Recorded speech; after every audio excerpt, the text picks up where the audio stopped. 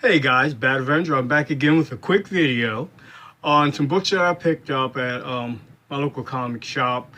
And believe it or not, this first batch of books I only paid $5 for. They were on like a Super Father's Day sale, and they still had a lot of the stuff was on sale. So I picked up some books that kind of interested me.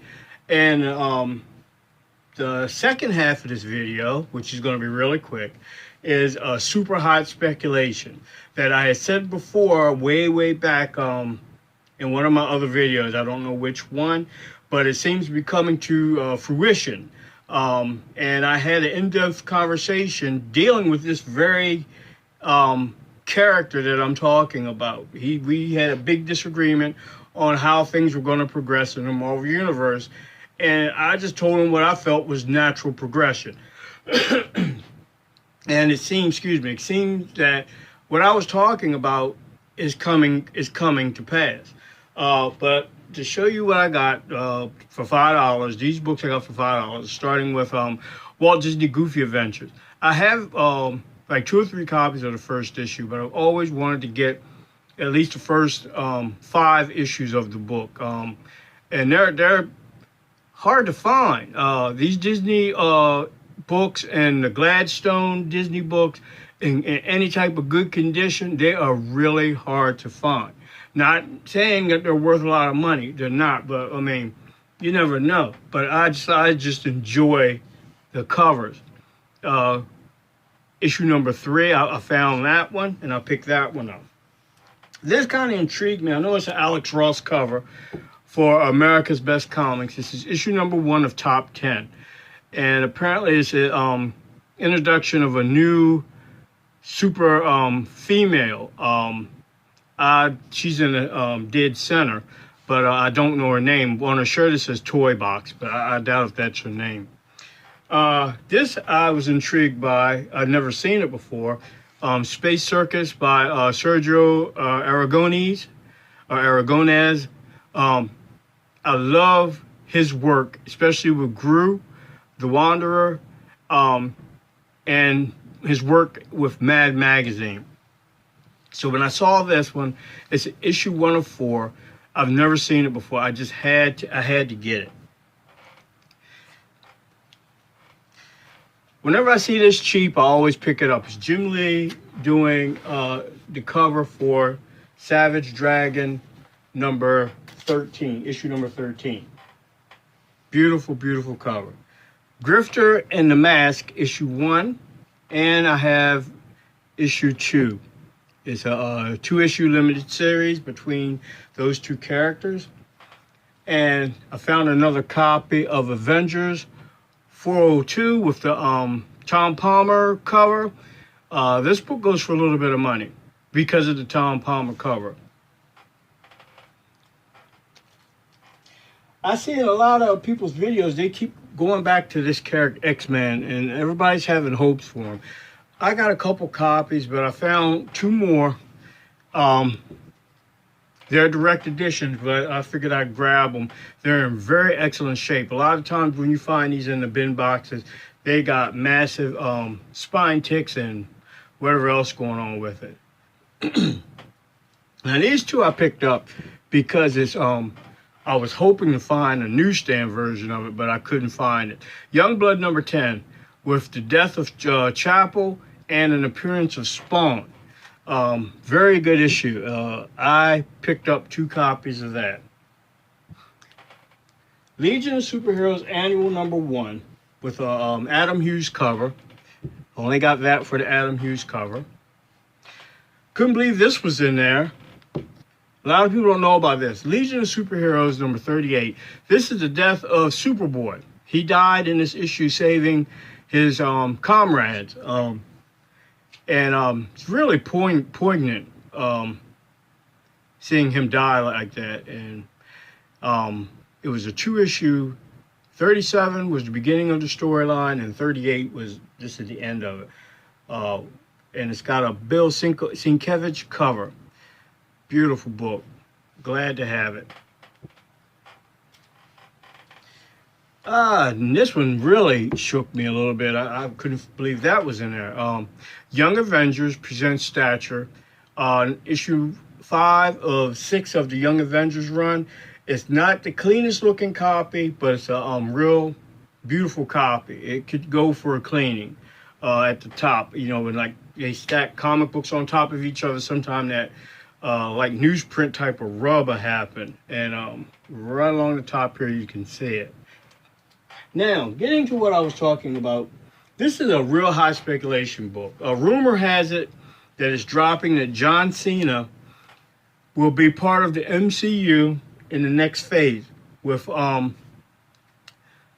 Falcon and Winter Soldier, and they're picking up with the storyline of John Walker becoming Captain America. I had said before that John Walker would be the obvious choice or the obvious character to bring in for Captain America, because you cannot use this. Was me and the guy, the owner of the comic book shop, kept bickering about. He kept saying Winter Soldier, and I said it's impossible because of the Sokovia Accords. Captain America didn't sign it. He became a fugitive. Bucky was already the fugitive that they wanted, or Winter Soldier. And Sam chose to go on the side of Captain America, which made him a fugitive. So all three of them, as far as the United States is concerned, are fugitives. They would never, if they ever made a Captain America to replace Steve Rogers, those guys are out. And that's what I kept trying to tell him. I said the natural progression would be for them to introduce John Walker or Johnny Walker. And apparently John Cena is going to be the main antagonist in the Falcon, Winter Soldier. I don't know if it's a television series or whatever, however they're swinging this with Marvel. And I don't know if they're going to start him out like in this issue here, 323, the introduction of Super Patriot. That's who John Walker was at first. He came out as Super Patriot. And he was basically, he acted like he was a hero, but in reality, he was really a villain. I call him an opportunist, like how Booster Gold was when he first showed up. He wanted to make a name for himself. And he didn't like Captain America, and he felt that the country was going in the wrong direction with Cap. And eventually, through thick and thin, if you read the storyline, by issue 333, he becomes the new Captain America. So this is the issue that I'm talking about, the first introduction of John Walker's Captain America 323. And when he becomes Captain America is 333. And I got 2 copies of that. And actually, it would be nice if you picked up 333, 334, 335. Here's 334. I'm out.